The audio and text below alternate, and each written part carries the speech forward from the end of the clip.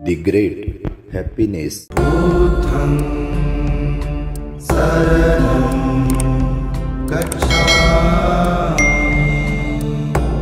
ये केन भोगे भुञ्जेय द्विः कम्मपयोजये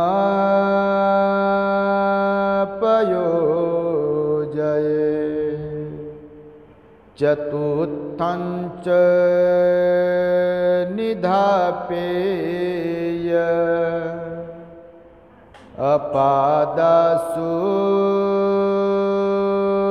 भविष्याति।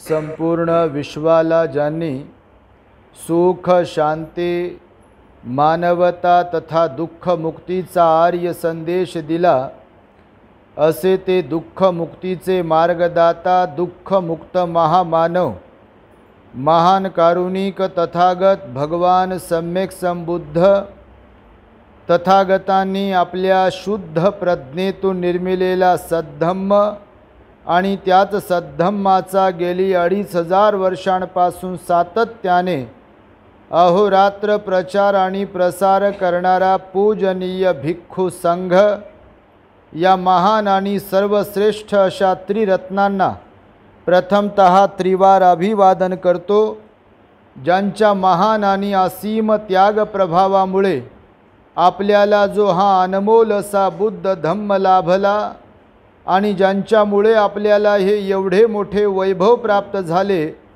असे महान युग प्रवर्तक भारतीय राज्यघटनेचे शिल्पकार परमपूज्य बोधिसत्व डॉक्टर बाबासाहेब आंबेडकर या महामानवाच्या महान अशा धम्मक्रांतीमध्ये संपूर्ण जीवनाला समर्पित करून आज या सायंकाळच्या मंगलमय प्रहरी आपल्या मैत्री बुद्धविहारात उपस्थित पूजनीय भिक्खू सुगत बोधीजी महाथेरो यांनाही प्रथम त्रिवार वंदन करतो।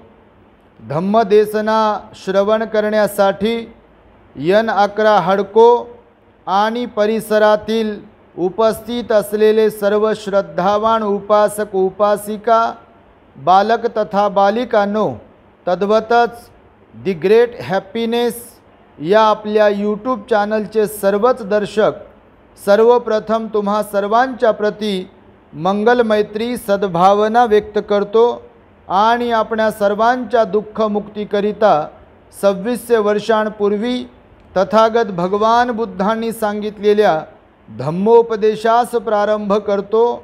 आपण सर्वांनी शांत एकाग्र आणि श्रद्धायुक्त चित्ताद्वारे या अनमोल बुद्धवाणीला आपल्या हित सुखाकरिता श्रवण करावे, ग्रहण करावे।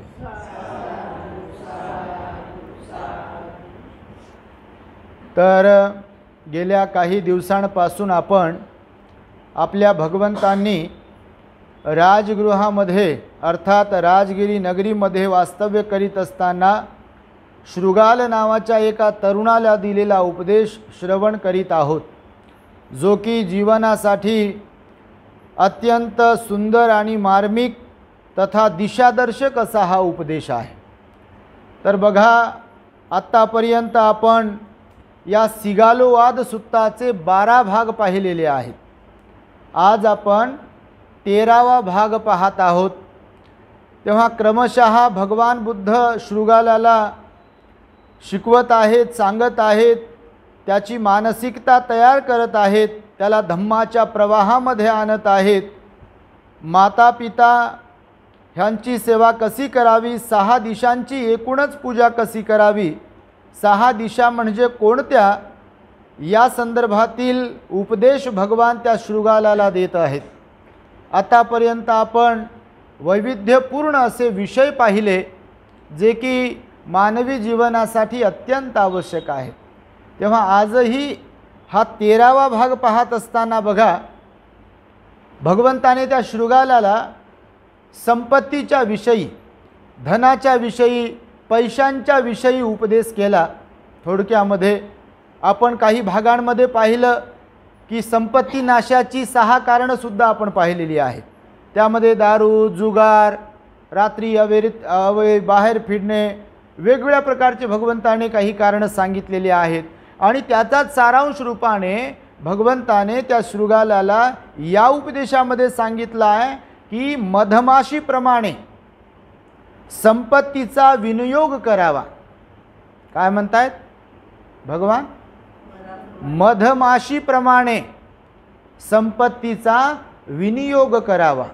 म्हणजे आपलं धन संपत्ती त्याचा विनियोग कसा करावा, वापर कसा करावा, धनसंपत्ती कमवावी कशी, कोणत्या मार्गाने कमवावी आणि ती खर्च कशी करावी, त्याचं व्यवस्थापन कसं करावं, या संदर्भातील उपदेश भगवंताने त्या शृगालाला सांगितलेला आहे. बघा, आज घडीला आपण पाहतो आहे मनुष्याला जीवन जगण्यासाठी पैशांची, धनाची अत्यंत आवश्यकता आहे, नाही का? लोकांना म्हटलं तर बघा, लोक म्हणतात पैसा खूप महत्त्वाचा आहे आणि पैसा खरंच महत्त्वाचा आहे. पण भगवंताने त्याच्यासमोर परंतु लावलेला आहे की जे लोक पैशालाच सर्व काही समजतात त्यांना भगवान बुद्ध म्हणाले, तुम्ही चुकत आहात कुठेतरी.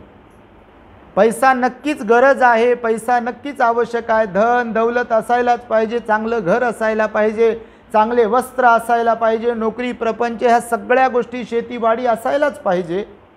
आपला उदरनिर्वाह आपल्याला चालवायचा असतो, आपला प्रपंच आपल्याला चालवायचा असतो, आपला कुटुंब परिवार आपल्याला सांभाळायचा असतो, नाही का?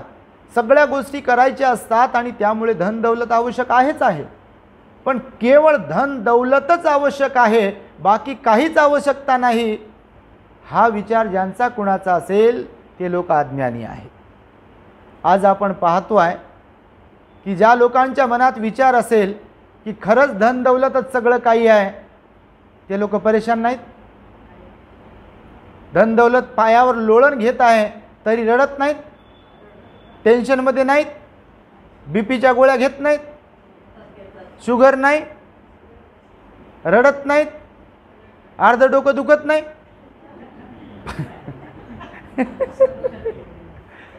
आहेत की नाही परेशान? हां, पैसा खाऊ शकतात काय? आपल्यात पैशानं मिठाईचं दुकान टाकलं आणि डायबिटीज झालाय तर मिठाई खाऊ शकतात काय?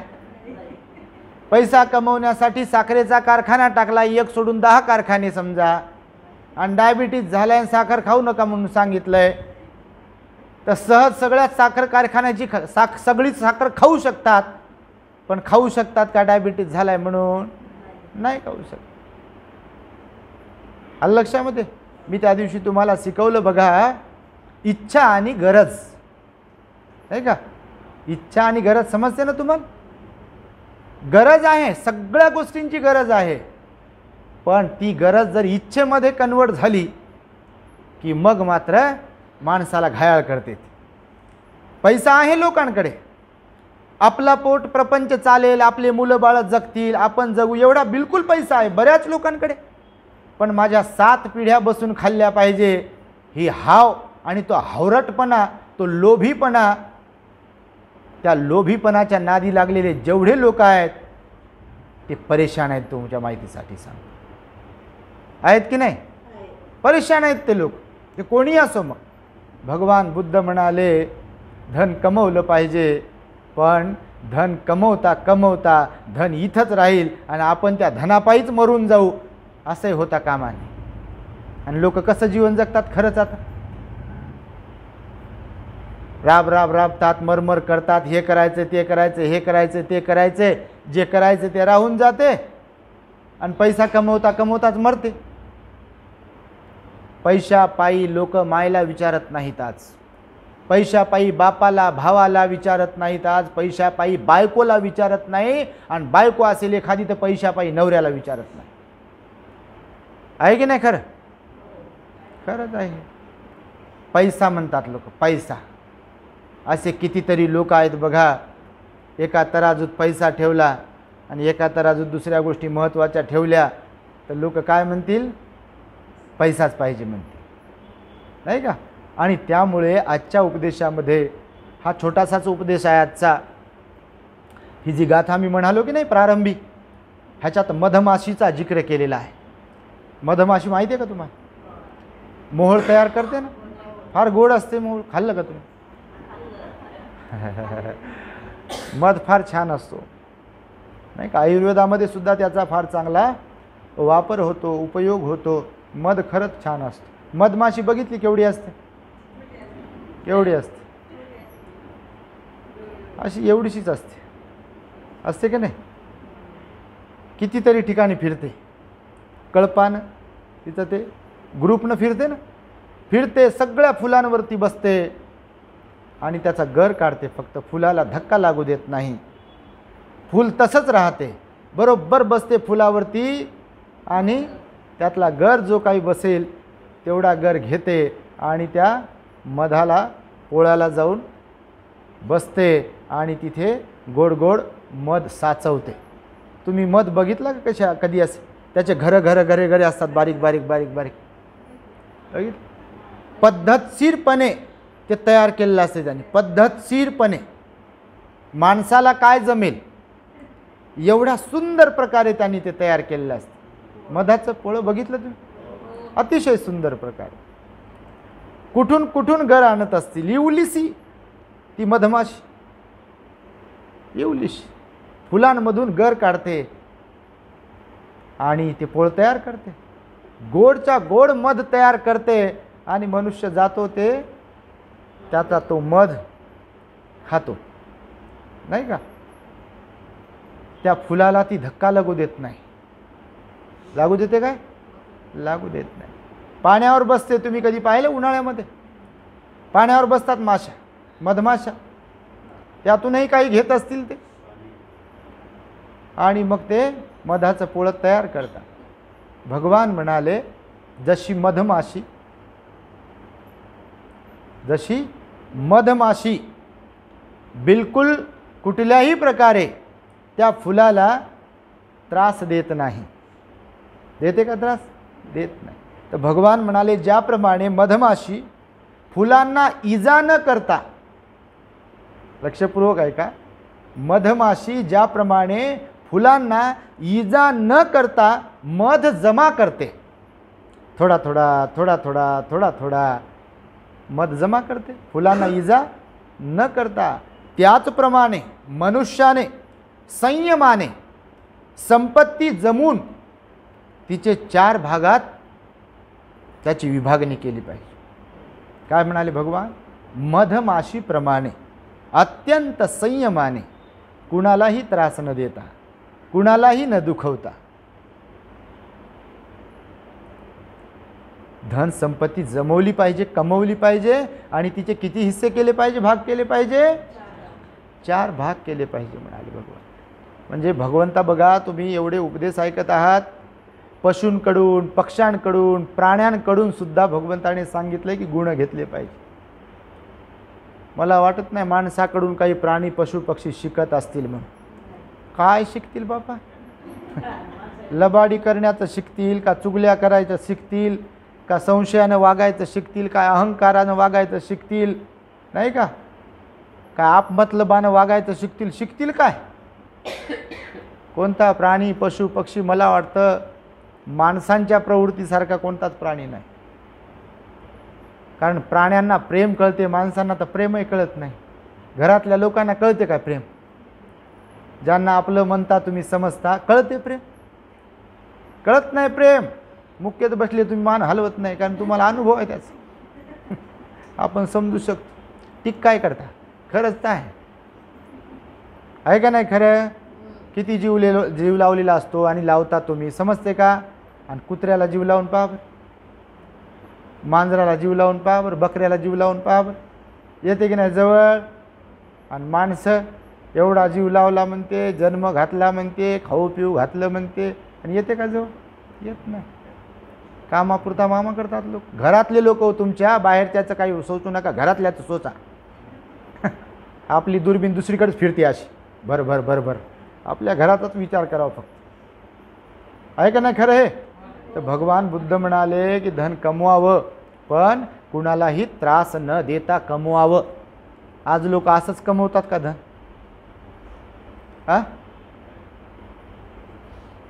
अहो लोकांचे संसार उद्ध्वस्त करून धन कमवतात, कमवत नाहीत.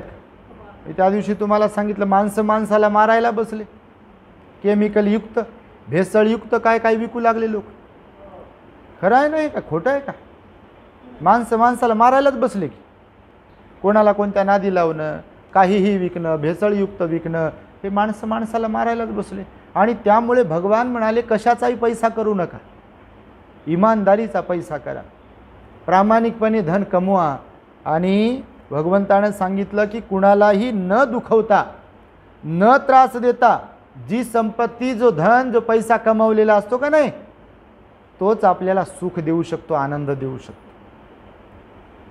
हे रिपीट करतो, लक्षपूर्वक ऐका. तो भगवान म्हणतात धन कमवावं माणसानं, श्रीमंत बनावं माणसानं, पैसेवाले बनावं माणसानं, परंतु कुणालाही न दुखवता, कुणालाही त्रास न देता, अर्थातच कुणालाही न लुटता, नाही का.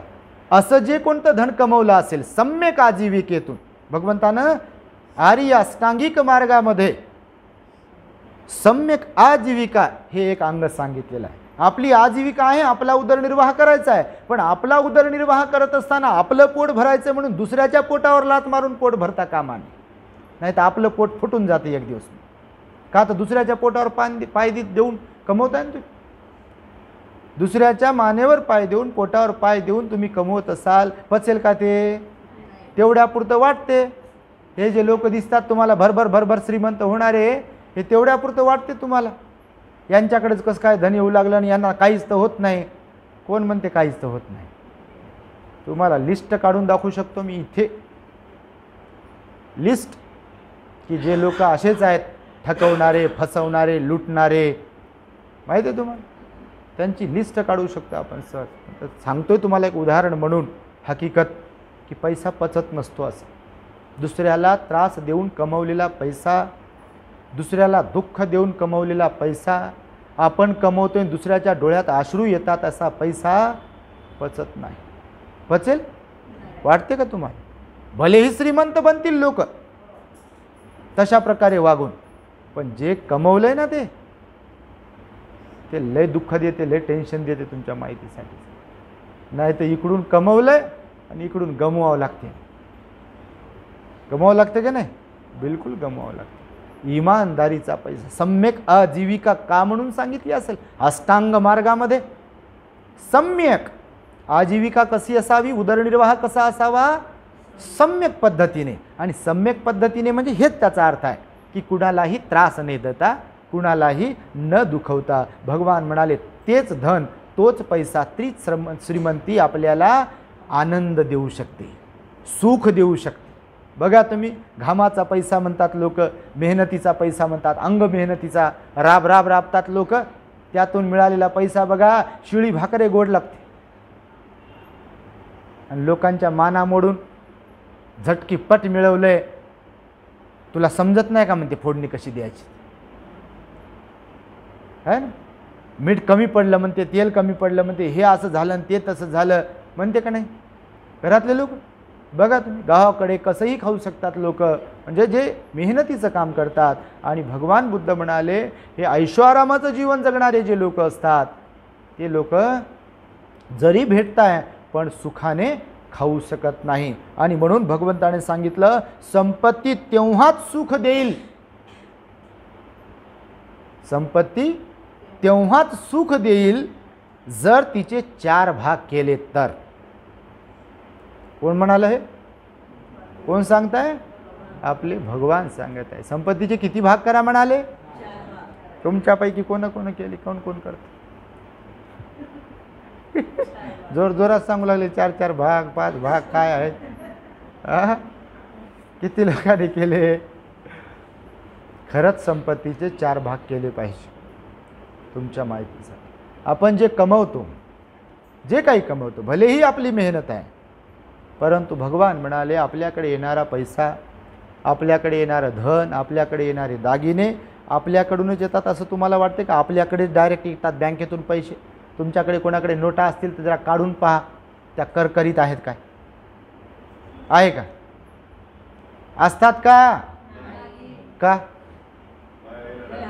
अहो त्या कंपनीतून निघाल्यापासून कोणत्या भिकाऱ्याकड, कोणत्या चोराकड, कोणत्या बदमाशाकड, कोणत्या कोणाकड, हिंसा करणाऱ्याकड, चोरी करणाऱ्याकडे, व्यभिचार करणाऱ्याकडे, खोटं बोलणाऱ्याकडे, नाही का, दारू पिणाऱ्याकडे, दारूच्या दुकानात, मटणाच्या दुकानात, अजून कशा कशा कुठं कुठं जाऊन त्याला थुका लावू लावू मोजते ते बापा. कधी कधी पाहतो लोक बिंदास, अर त्याने थुंका लावलाय ना, हे आपलाय थुंका लावते. आता कोणाकोणाचं बोट त्याला लागलं, ते बोट इकडं, हे बोट तिकडं, हे बोट इकडं.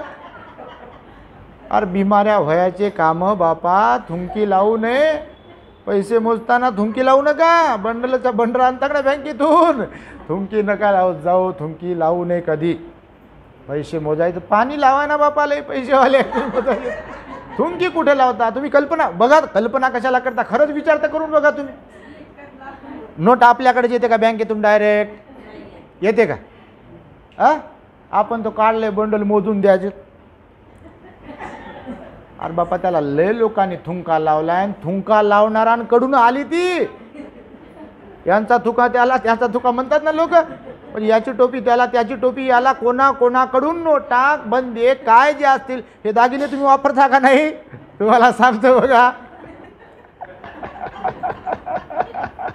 असं समजू नका की सोनाऱ्याकडूनच फक्त तुमच्याकडे आला तुमचा दागिना. आता तुमच्याकडे असलेले दागिने तुम्ही मोडायला जाता का नाही? मोडायलाच म्हणता, काय म्हणतात, जाता की नाही मोडायला? कोणता दागिना असतो तुमचा, हातात, नाकात, कानात, गळ्यात, पायात, कुठं जे घातलेलं आहे समजा तुम्ही वापरतात ते तुम्ही मोडता का नाही तुमच्याकडचं? आणि सोनार काय करते त्याचं? सोनार त्याला मोडते आणि पुन्हा त्याला दुसरा काय दागिना बनवते, ते दुकानात ठेवते. अजून दुसरं कोणीतरी येते आणि ते नवीन आहे म्हणून विकत घेते. नवीन आहे का ते? नवीन आहे का? याचं त्याला, त्याचं याला, मेलेल्या लोकांचं असेल बापा. असं समजू नका की डायरेक्ट कोण्या खदानीतून आलंय ते सोनं. आपल्यासाठीच सोनारानं खदानीतून आणलंय आणि त्याचं काय दागिना बनवलं आणि आपल्याला दिलंय. अरे कशाचं आलं काय? या जगात असं काहीच नाही की जे आपल्यासाठीच तयार झालंय. लय कुठून कुठून कुठून कुठून येते. तुमच्या घरी असलेलं धान्य का तुमच्याच शेतातून आलंय का? अरे किती लोकांचे त्याला हात लागले, किती प्राण्यांचं त्याला तोंड लागलं, किती पक्ष्यांचं त्याला तोंड लागलं, पाय लागलेत का नाही? पण आपण विचार करतो का? भाजीपाला घेता तर कुठला कुठला असते काय माहीत, काय काय कुठून येते. सांगण्याचं तात्पर्य असं आहे, मी हे यासाठी म्हणून सांगतो आहे की भगवान बुद्ध म्हणाले की आपल्या धनदौलतीचे, धनाचे, संपत्तीचे किती भाग करावेत? 4 भाग करा. कारण त्याच्यावर आपलाच अधिकार नाही आहे. कारण पैशात मन राहते, माणसाचं जीव राहतो, राहते की नाही? बघा तुम्ही, आपल्याकडे जोपर्यंत काही असो, दागदागिने असो की पैसा असो, त्याला जपू जपू जपू जपू बांधून कुठं कुठं ठेवते. कोणी आलं की असं लपून ठेवते. नोटा मोजताना, पैसे मोजताना आम्ही पाहतो ना बाप. अरे का चोरून घेते कोण, का काय करते, खाते का कोण, काय मागणार आहे? पण पैशाच्या बाबतीत माणूस असा लबाड असतो बघा. लय लोकांकडे कधी कधी पाहिलं मी.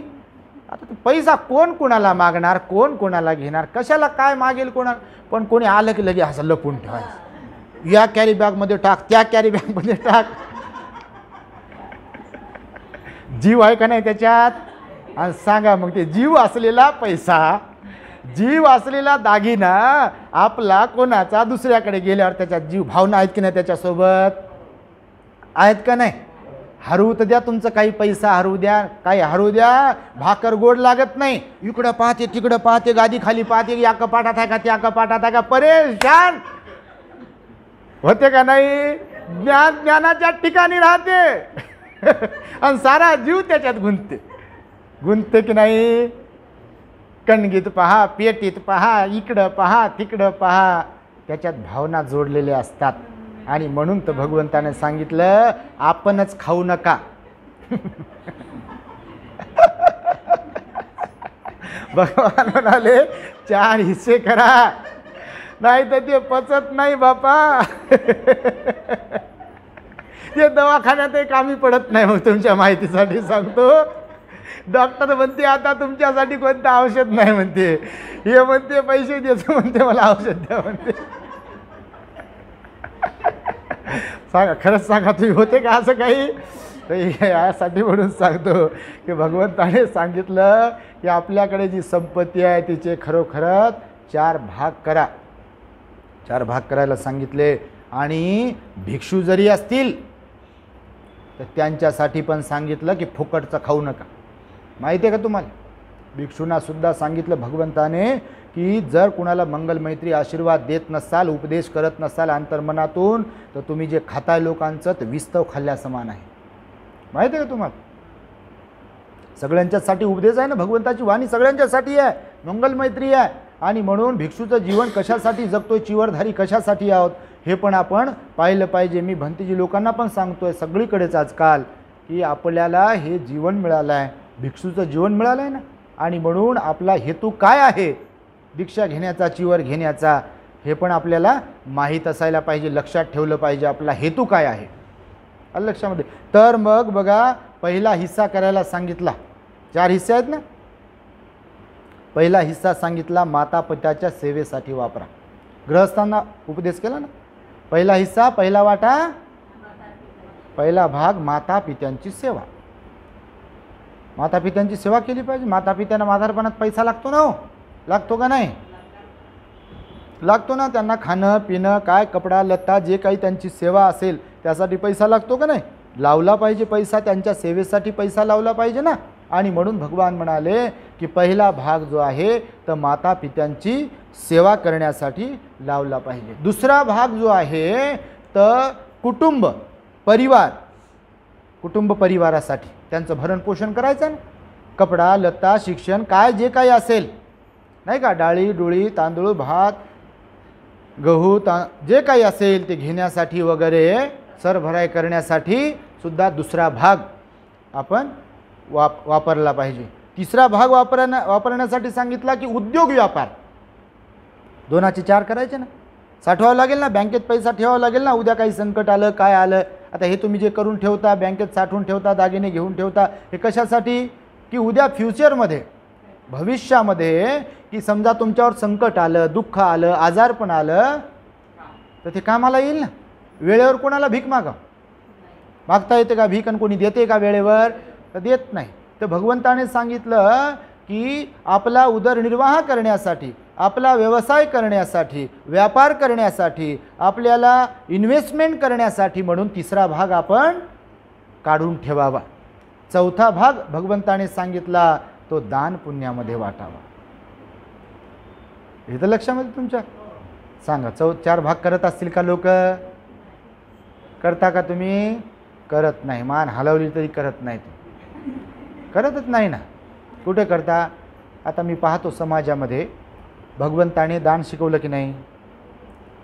तुम्हाला वाटतं का सगळेच लोक दान करत असतील? समजा तुमच्यापैकी देणारापैकी कोणाला वाटत असेल की लोक देतात, तुमच्या माहितीसाठी सांगतो, माझीच गोष्ट करत नाही, बुद्ध शासनाच्या वृद्धीसाठी फार कमी लोक आहेत देणारे दान, पण फार जास्त लोक असे आहेत की बिलकुल काहीच न देणारे. गाणारे लोक जास्त आहेत आणि देणारे लोक कमी आहेत म्हणाले भगवान बुद्ध. आणि त्यामुळे तुम्हाला मी सांगतो, भगवंताने सांगितल्यामुळेच बाबासाहेबांनी सुद्धा आपल्या समाजाला म्हणाले, बाबासाहेब कमाईचा 20वा हिस्सा धम्मकार्यासाठी दान द्या. तर 20वा हिस्सा म्हणजे 100ला 5 रुपये. 100 रुपये जर कमवले तर त्यातले 5 रुपये धम्मकार्यासाठी काढून ठेवा. आता महिन्याला किंवा रोज 100च रुपये कमवत असतील का लोक? आणि जे समजा कमवत असतील ते देत असतील का? देत असतील? नाही. आंदो आंदो आने दोच म्हणतात. देतात का? देत नाहीत. म्हणून समाजाची परिस्थिती बघा, कितीतरी विहार अपूर्ण आहेत. माहिती तुम्हाला? कितीतरी विहार अपूर्ण आहेत. भिक्खूची संख्या नाही. भिक्खूला वेळेवर सगळ्या गोष्टी मिळत नाहीत. तुम्ही पाहत असाल त्यात भिक्षूला सगळं मिळते असा काही विषय नाही. असे कितीतरी औषधोपचाराअभावी बऱ्याच भिक्षूंना त्रास होतो. तुमच्या माहितीसाठी सांग, बऱ्याच भिक्षूंना काय काय भेटत नाही, भोजन भेटत नाही, तारांबळ होते, प्रवासात त्रास होतो. पण ते भिक्षू लोक सांगत नाही सगळेच. आणि त्यामुळे सगळेच काय मागणारे नाहीत. मी आजच बोललो सकाळी, मागणारे आहेत का सगळेच? आणि आपल्याकडं तर असं आहे की मागणायला कोणी आलं समजा एखादं साऱ्याला घेऊन बदनाम करते. बनतेजी लोक असेच आहेत म्हणून. चांगल्याचं कौतुक कधी करत नाहीत लोक, पण वाईटाचं पाक ठरतात. भगवंतानं काय शिकवलं की वाईटांना सोडून द्या, जे चांगले आहे त्यांचं कौतुक करा. आपल्याला तोंड भरून स्तुती कौतुक प्रशंसा करता आली पाहिजे की ठीक आहे त्यांना सोडून द्या हो, ते काम करणाऱ्या सिलवान गुणवान विनयधारी भंतेजीकडे पहा, खूप काम करतात, त्यांना सपोर्ट करा, नाही का. हे मी यासाठी म्हणून सांगतो की भगवंतानी गृहस्थांना सांगितला 4था हिस्सा दान पुण्यामध्ये वाटायला पाहिजे. आणि म्हणून मी तुम्हाला सुरुवातीलाच म्हणालो की जे लोक 4 भाग करत नाहीत त्यांना त्यांनीच कमवलेली संपत्ती धन पैसा सुख देऊ शकत नाही, आनंद देऊ शकत नाही. भगवान म्हणाले मायबापाच्या सेवेसाठी पहिला भाग खर्च करा. जरी तुम्ही कमवत असाल मेहनत करत असाल, तुमचं परमकर्तव्य आहे की वृद्धापकाळामध्ये म्हातारपणामध्ये मनोभावे उपकाराच्या भावनेतून नाही, मायला जगवतो बापाला जगवतो या भावनेतून नाही. माय बापला कोणी जगवू शकत नाही या जगात, माय बापच आपल्याला जगवतात. असं म्हणणं मूर्खपणाचं ठरते की आमची आई आमच्याकडे राहते आणि आमचा बाप आमच्याकडे राहते. मायन बाप आपल्याकडे राहत नसतात, आपणच मायकडे बापाकडे राहतो. पण लोकांना ज्ञान नसते, मूर्ख लोक आहेत ते की असा जे विचार करत असते. मायच्या बापाच्या सेवेसाठी ते भार आहेत असं कधीच समजू नये. कोणत्याच वृद्धाच्या लोकांसाठी भगवंताने सांगितलं आहे. तुम्ही अभिवादन सिलिस नित्यं वद्धापचायिनो म्हटलं, भगवंताची वाणी आहे भगवंताची धम्मपदामध्ये. फक्त मायबापाचाच विचार नाही केला भगवंताने, तर सगळ्याच एकूण वृद्ध लोकांचा विचार केला. काय म्हणाले त्या गाथेमध्ये भगवंताने धम्मपदातल्या, तुम्हाला आशीर्वाद मिळतो रोज भक्तीजीकडून, ऐकता का तुम्ही? अभिवादन सिलिस नित्यं वद्धापचायिनो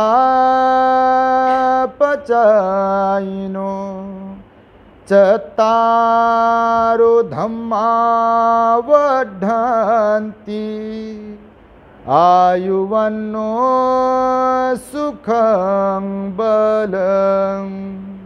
याच्यामध्ये काय म्हटलं? अभिवादन सिलिस नित्यं म्हणजे नित्य, नित्यं म्हणजे नित्य, उद्धा उद्धा म्हणजे वृद्ध, पचायिनो म्हणजे त्यांचं सेवा करणे. अभिवादन सिलिस नित्यं, अभिवादन हे ज्याचं सील आहे म्हणजे नेहमीच अभिवादन करण्यासाठी जे कर्तव्य दक्ष असतात, आपल्या विनयामध्ये अभिवादन आहे. भंतेजी दिसले, भिक्षू संघ दिसले, भगवान दिसले, भगवंताची मूर्ती दिसली, वंदामी भंतेजी, पंचांग प्रणाम करणे, गुडघ्यावरती बसणे, लगेच हात जोडणे, असं अभिवादन करता आलं पाहिजे. आपल्याला वाकता आलं पाहिजे, झुकता आलं पाहिजे. नाही तर एकदा बोट वाकले की मग असं बोट वाकायच्या अगोदर, पूर्ण वाकायच्या अगोदर असं हात जोडायला शिका. वाईट वाटत असेल तुमच्या कानाला, पण सांगतो सगळ्यांसाठी, मायबाप आहात तुम्ही, हात जोडायला शिका.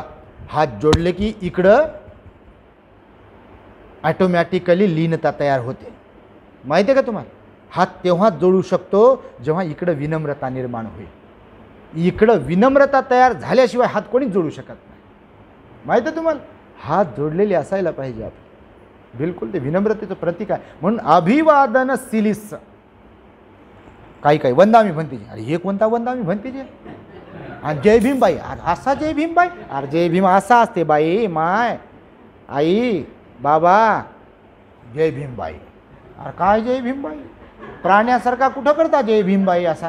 अरे असे हात जोडा विनम्रतापूर्वक, इथून हृदयातून करा जय भीम. काही काहीला पाहतो बाबा ते जिंदगी तशीच चालली त्यांची, लोकांची कसंच कळत नसेल. एवढं शिकून शिकून देखील काही लोक बघा अहंकार असतो, ज्यांना हात जोडता येत नाही त्यांच्यात अहंकार असतो. भगवंताने लक्षणं सांगितले ना सगळ्या गोष्टींचे, सगळ्या स्वभावाचे लक्षणं सांगितले बघा. ते लोक हात जोडू शकत नाही, त्यांच्यात लय मोठा युगन अहंकार आहे, त्यांचं मन होतच नाही हात जोडायचं. भगवंतानं गाथेत शिकवलं अभिवादन हे ज्यांचं सील आहे, अभिवादन हे ज्यांचं इकडं इकडं इकडं, अभिवादन हे ज्यांचं सील आहे उद्धापचायिनो, जे नित्य वृद्धांची सेवा करतात. बघा इथे माता पित्यांचं पण नाव घेतलं नाही.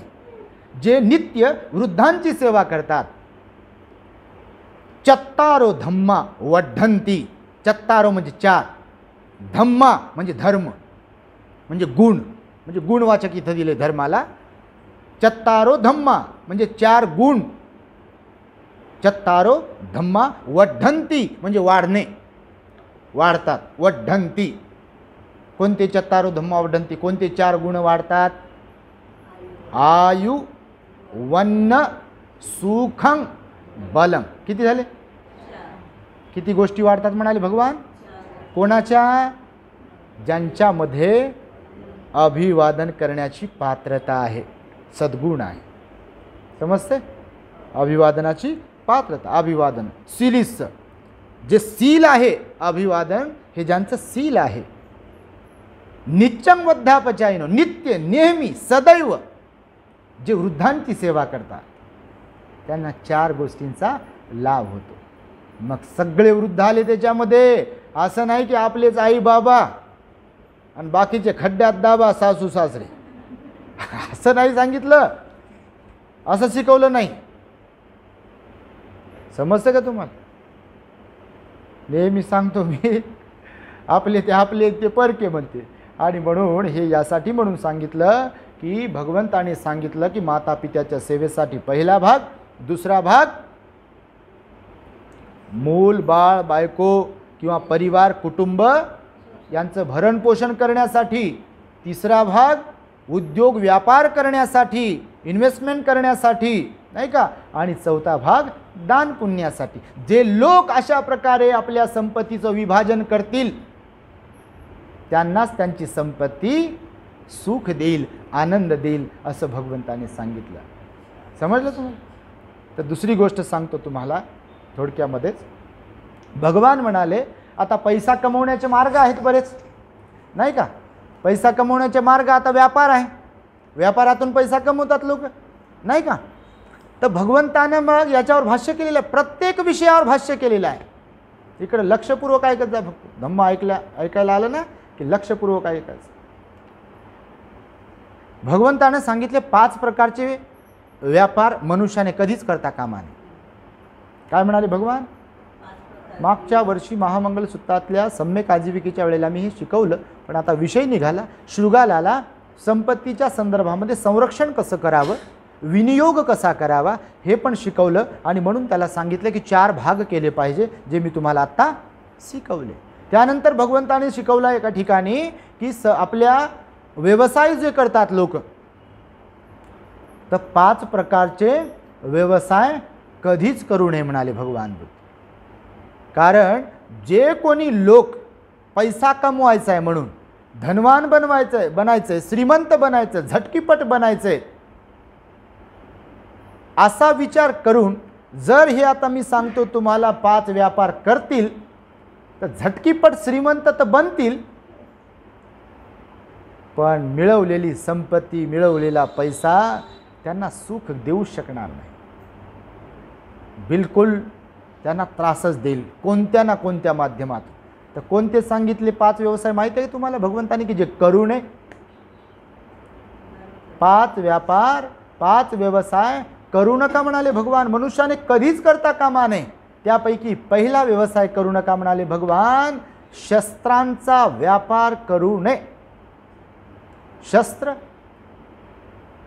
कोणते शस्त्र? मग तलवार, चाकू, बंदूक, भाला, नाही का, काय जे काय असेल शस्त्र ज्याला म्हणतो की ज्यामुळे पशु पक्ष्यांचा, प्राण्यांचा, माणसाचा बळी घेतला जातो किंवा कुणाला मारण्यासाठी ज्याचा वापर होतो, अशा प्रकारे शस्त्रांचा व्यापार भगवंतानं करायला सांगितलेला नाही. निषेध केला भगवंतानं. त्या शस्त्राच्या व्यापाराचा भगवंताने निषेध केला. बिलकुल करू नये निषेध. शस्त्राच्या व्यापाराचा निषेध करायला सांगितलं. आता हे दिवाळीत फटाके विकतात बघा काही लोक. तुमच्या घरचे कोणी विकत असतील तर, विकत नसतील पण विकतात लोक. आता इकडे TV सेंटरला दुकान लागते, लय लोक कुठं कुठं दुकान लागतात आणि लोक जातात. लोक म्हणतात काय व्यवसाय आहे, पण ते सम्यक आजीविकेमध्ये मोडत नाही.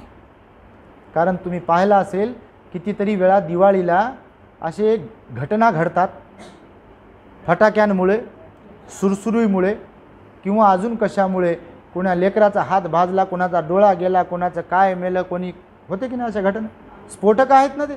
तर भगवंताने सांगितलं शस्त्रांचा व्यापार करू नये, नंबर 1. नंबर 2, पशुचा व्यापार करू नये. पशु लोक विकतात ना, पशु पक्षी विकतात लोक.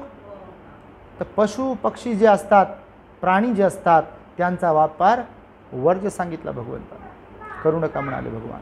कारण कापण्यासाठी नाही का, किंवा बली, त्याचा बळी देण्यासाठी. आता बकऱ्याचा बळी देतात, शेळ्यावाले लोक असतील बघा, लहानपणी बकरू घेऊन जातात त्यांच्याकडून देवाचं म्हणून आणि कापतात कंदुरीला. कापतात का नाही, करतात का तुमच्याकडे कंदुऱ्या? तुम्ही टिक करू लागले. तुम्ही करत नसाल बापा, पण काय जे करतात ते आम्हाला माहीत आहे कोण कोण करतात गावाकडचं. भगवंतानं निषेध केला त्याचा, कंदोरीचा, बकऱ्याचा, कोंबड्याचा निषेध केला. का माहीत? पहिलंच तशील आहे, पानाती पाता वेरमणी सिक्खापदं समादियामी, है ना. पहिलं सील हिंसा नाही म्हणाले. आपल्याला जर कोणी मारली तर आपण म्हणू का, वा वा वा वा, अहो तुमचं मंगल हो, लय गोड लागली हो, अजून एक मारता का, असं म्हणू शकतो का आपण? मग एखाद्या प्राण्याच्या इथं सुरी चालली असेल, आशीर्वाद देईल का ती? देईल आशीर्वाद असं वाटते का तुम्हाला? नातेवाईकाची कंदुरी खायला जाऊ नका गावाकडे नातेवाईकाच्या नावाने. माहिती आहे का तुम्हाला? काळे दोरे बांधून नातेवाईकाची कंदुरी खायला गेला, समर्थन होते. मागे तुम्हाला शिकवलं, समर्थन करणे पापाचे भागीदार आहे. आपण करत नाही आहे कर्म, पण तुम्ही गेले कंदुरीला की समर्थन आहे, बनले पापाचे भागीदार. ज्याने कापले त्याने पापच केले, तुम्ही गेले खायला म्हणून, नातेवाईकाचे आहे म्हणून पापच आहे तुमचे. काय समर्थन केलं ना तुम्ही? त्यांचे पाप आहे की जे कापतात, जे सम्मिलित होतात, सहभागी होतात, जे खायला जातात, त्यांचे पाप आहे. जे कार्यक्रम आहे म्हणून जातात सोयरे धायऱ्याचे. तुमच्या गावाला केली म्हणे कंदुरी की काय, काहीतरी बसवलं म्हणे तुमच्या तिकडे गावाला. हां, एक खबरी लागतात आम्हाला गावापासून, दिल्लीपासून, नगरापासून, सगळीकडचे. हां, तुम्हाला काय वाटते? करुणा आणि भंतेजी म्हणजे काय काय असेच आहे? समाजात अभ्यास करूच मोठं हे शिकवतो म्हणजे काय उगीच शिकवतो? बारीक अभ्यास असते आपला, काय तुम्हालाच समजते का?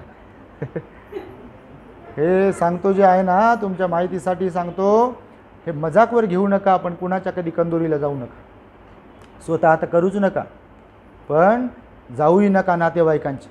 त्यांनी शिव्या दिल्या तर हरकत नाही तुम्हाला, त्यांनी वाळीत टाकलं तर हरकत नाही तुम्हाला, तुमच्या कार्यक्रमाला येत नाही म्हटले तर हरकत नाही, पण कधीच अशा कार्यक्रमाला जाऊ नका. लग्नाला नाही बोलवलं तर जा, मग भलेही जेवण करू नका तिथं, पण जा. हे म्हटलं का तुम्हाला? समजतं ना मी काय सांगतो ते? पण अशा कंदुरीच्या कार्यक्रमाला जाऊ नका. कारण भगवंताने काय सांगितलं? पशुचा व्यापार करणे हे मोठं पाप आहे. आणि व्यापार करून तर मग हे कंदुरी बिंदुरी होते सगळं काही, कोंबड्याची असेल का, बकऱ्याची असेल का, अजून कशाची असेल. जे लोक दुसऱ्या प्राण्याचा बळी घेतात त्यांच्या मुलाबाळाचं भलं होईलच कसं, आशीर्वाद मिळतीलच कसे? कोणता बोकड्या आशीर्वाद देईल हो? मी तर म्हणतो शाप देते ते. पण येड्या लोकांना कळत नाही कशाचा परिणाम आहे. फरक एवढाच आहे फक्त. जेव्हा आपल्या घरात घडते का नाही काही घटना, मग तर लोकांना कळत नाही ना. आणि पुन्हा ते घडते काय काय, पुन्हा त्याच्यासाठी म्हणते अजून 2 बकडे देतो म्हणते. देत राहा, घेत राहा, देत राहा, घेत राहा, बस एवढंच करा. इकडची टूप पेटूच नका. लय अज्ञानी लोक आहेत, अज्ञानातून पाप कर्म करतात लोक. भगवान म्हणाल अज्ञानातून पाप कर्म करतात. आणि म्हणून दुसरा व्यापार भगवंताने वर्ज्य सांगितला, निषेध केला. कशाचा? पशुच्या व्यापाराचा.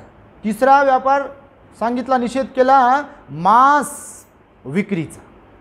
मांस विक्री, भगवान बुद्ध म्हणाले मांस विक्रीचा व्यापार करू नका, त्याच्यातून उदरनिर्वाह करू नका. कारण एखाद्या प्राण्याचा बळी देऊन तुम्ही धन दौलत कमवत असाल तर ती हिंसेच्या माध्यमातून आलेला पैसा आहे ना, तो नाही का? तर तो आपल्याला सुख देईल का, आनंद देईल का?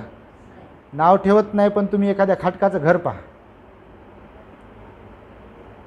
पान कसं आहे खाटकाचं घर आहे बाजूला कसं आहे पैसा बिसा सगळं आहे कसं आहे बघा लोकांची चर्या पहा कशी आहे नाव ठेवत नाही आपण पण बघा चर्या कशी आहे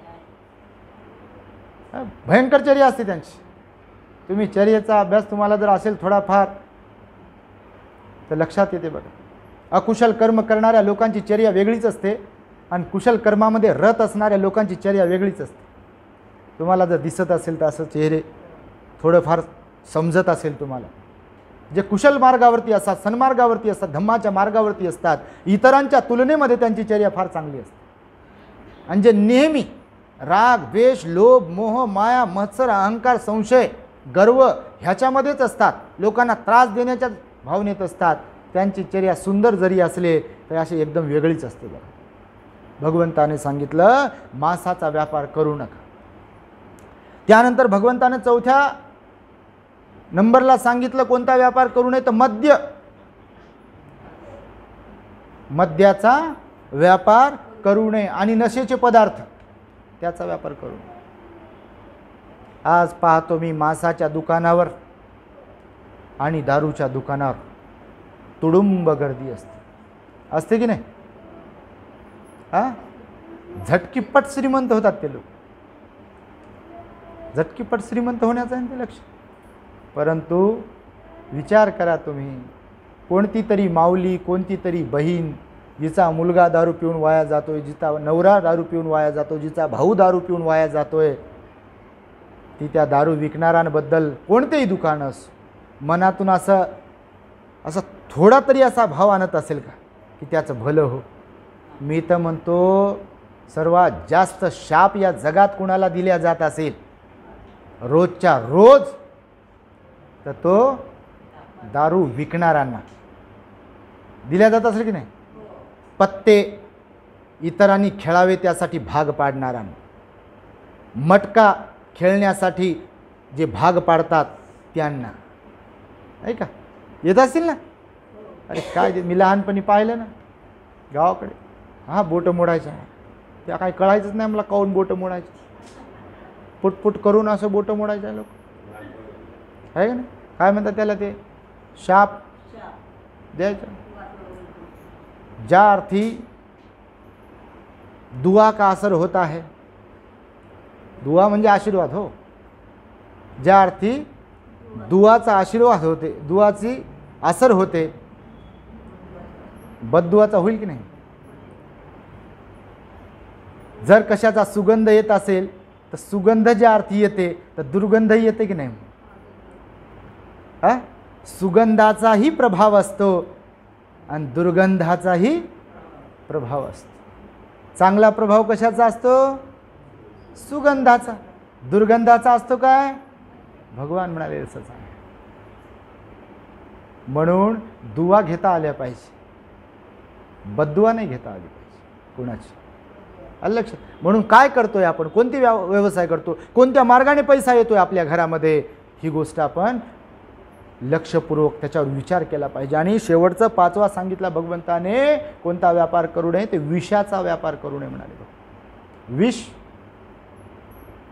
विषाचा व्यापार करू नये विष हे संपवते ना प्राण्यांना संपवते माणसांना संपवते भगवंताने सांगितलं इथे पण नाही तर कोणी विचारेल भंतीची फवाराव की नाही मग विचारतात बापा लोक तर काय विचारायला बसले ते फोनला तर दमच नाही आमच्या फोन बंद करू लागलो आम्ही बरं झालं आता लय टेन्शन देते विचारू बेजार करतात लोक बिचारे लोक आहेत तर फवाराव की नाही म्हणते मग भगवंतानं सांगितलं विषाचा व्यापार करू नये तर आता मी पुन्हा तेच सगळ्यांना सांगतोय की गरज आणि इच्छा आता नाही फवाराव तर कापूस येईल काय ऐका शेतकरी बांधवांनो पुन्हा प्रश्न विचारू नका नाही फवाराव तर आळी पीक येऊ देईल का मग तर फवारावच लागेल ना नाही का माकडाला नाही हुसको वानरांना भगवान म्हणाले कोणाला काही त्रास देऊ नका मग खाऊ द्या मग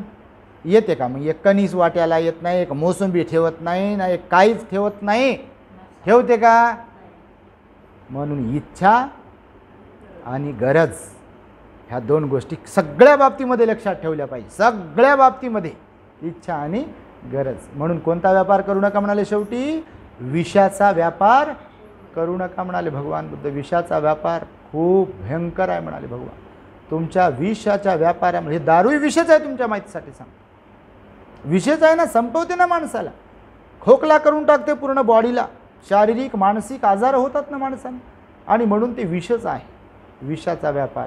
तर अशा प्रकारे शस्त्राचा, पशुचा, मांसाचा, मद्याचा आणि विषाचा व्यापार करून आपली धन दौलत वाढवू नका, संपत्ती वाढवू नका म्हणाले भगवान बुद्ध. आणि जर यातून पैसा येत असेल तर तो पैसा आपल्याला आनंद आणि सुख देऊ शकत नाही. आणि अशा प्रकारे भगवान बुद्धांनी सांगितलं, या 5 व्यापारांना सोडून मग इतर जे कोणते मार्ग असतील की ज्यामुळे कोणाच्या डोळ्यात पाणी येणार नाही, ज्यामुळे कोणाला त्रास होणार नाही, ज्यामुळे कोणाला लुटलं जाणार नाही, ज्यामुळे कोणाला ठकवल्या जाणार नाही, फसवल्या जाणार नाही, अंग मेहनत आहे किंवा बुद्धीची मेहनत आहे, अशा मार्गाने जर आपण पैसा कमवत असेल तर निश्चितपणे मग तो पैसा आपल्याला सुख देतो, आनंद देतो.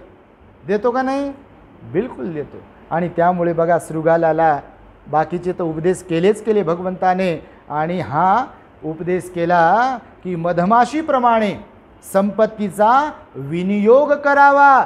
ज्याप्रमाणे मधमाशी फुलांना इजा न करता अत्यंत संयमाने त्यातला मध जमा करते, मनुष्याने देखील संपत्ती गोळा करताना, जमवताना अत्यंत संयमाने, कुणालाही न लुटता, न दुखवता, न त्रास देता आपली संपत्ती कमवावी, तिचे 4 हिस्से करावे आणि आपला उदरनिर्वाह, जीवनाची गुजराण करावी आणि आनंदाने राहावे. अशा प्रकारे शृगालाला भगवंतांनी आपल्या उपदेश दिला.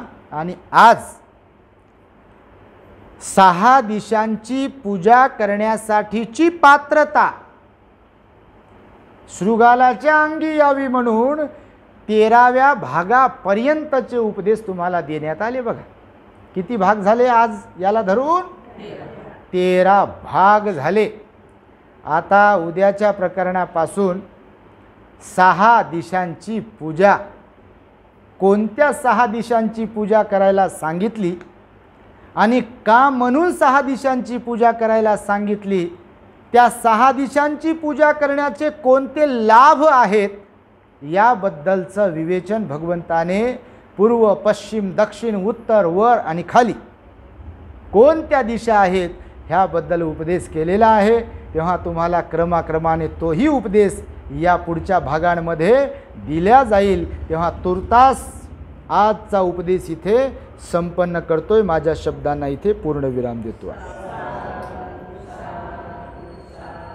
भवतो सब मंगलम रक्षन्तु सब देवता सब बुद्धानुभावेन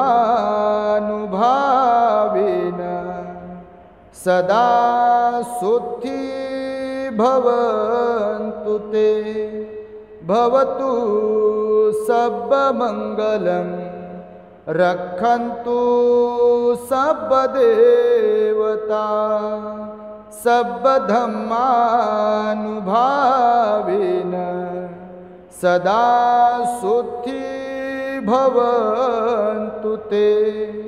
भवतु सब मंगलम रक्षन्तु सब देवता सब संघानुभावेन सदा सुखी भवन्तु ते.